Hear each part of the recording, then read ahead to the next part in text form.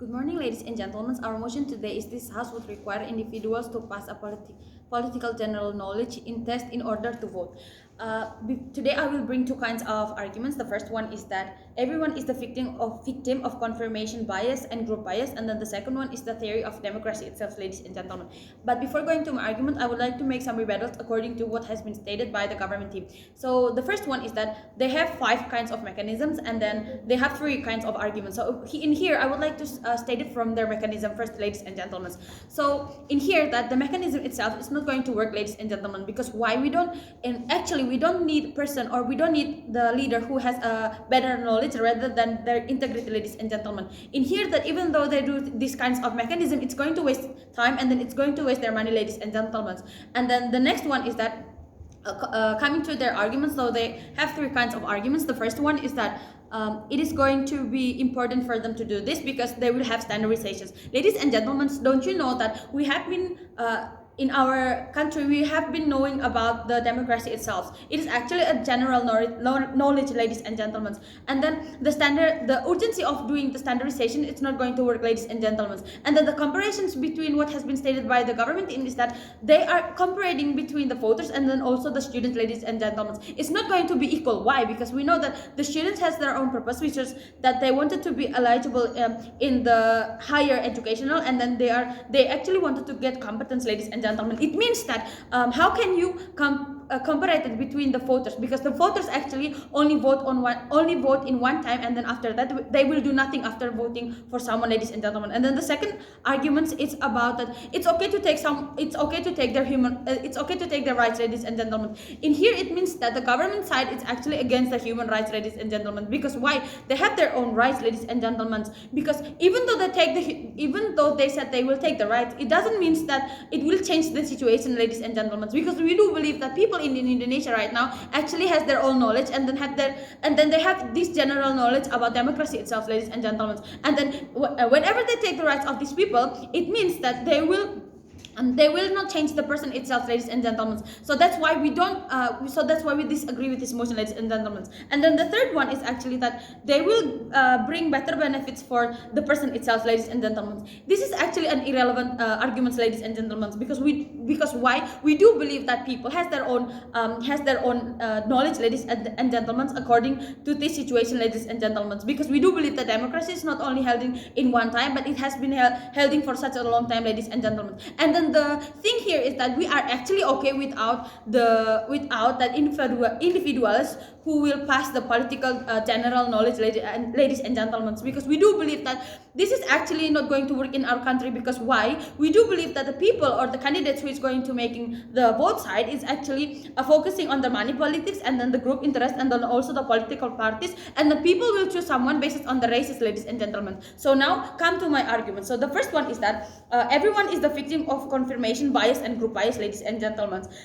In here, the government side creates the false notions that once has become educated or knowledgeable about politics in general, then suddenly they are free from the stronghold confirmation bias and group bias, ladies and gentlemen. This is actually not true, ladies and gentlemen. Why? Because we do believe, even though the government side sticks with this motion, ladies and gentlemen, they cannot deny that people will still focus on their bias, ladies and gentlemen, because we do believe that people will choose someone based on they like, and then based on the money politics itself, ladies and gentlemen. So it's going to be useless if the government side do this mechanism, ladies and gentlemen, because we do believe that in this era actually people are actually smart. They will choose someone based on their interest, ladies and gentlemen. And then you must know that whenever people even though they have a high knowledge, but they don't have integrity, it doesn't mean that people it means that people will avoid them, ladies and gentlemen. Because why? As what I have told you before, that they will choose it because based on their interest, ladies and gentlemen. And then you cannot deny that whenever people has this knowledge, and then there's people who actually has a good knowledge, and then a good knowledge, it means that they will avoid avoid from this situation, ladies and gentlemen. It's not going to be true, because we do believe that those are actually human, and then the sense of human being is that they want to get something for their own interest, ladies and gentlemen. It means that in this situation, it's actually will get nothing, ladies and gentlemen. So we as the opposite team actually will give you a better solution, rather than you do the require individuals to pass a political general knowledge test in the order of vote. You should do a campaign, or a big campaign, or a big socialization, ladies and gentlemen. And then the next one is that theory of democracy, ladies and gentlemen. We do believe that in the beginning of democracy in Athens, Greece, hundreds of years later, people thought that the right to vote women and for people with different skin color, ladies and gentlemen. It means that the democracy itself here is that the idea of democracy is equality, ladies and gentlemen. It doesn't matter your gender, your races, skin color, even your job, or so on and so forth. But in here, you have right to choose someone. You have rights to do on whatever you want to do, ladies and gentlemen. So this is actually answering also the second point of the government team. So in here, that if they do this, it means that they are not focusing on the theory of the democracy itself, ladies and gentlemen, and then it's not going to have an equality, ladies and gentlemen, because we do believe that people is actually smart right now, ladies and gentlemen. So we have proposed you a better solution to against these motions, ladies and gentlemen. Rather than you are doing the test, or rather than you are doing the test, why don't you just give a big campaigns, or even a big socialization to this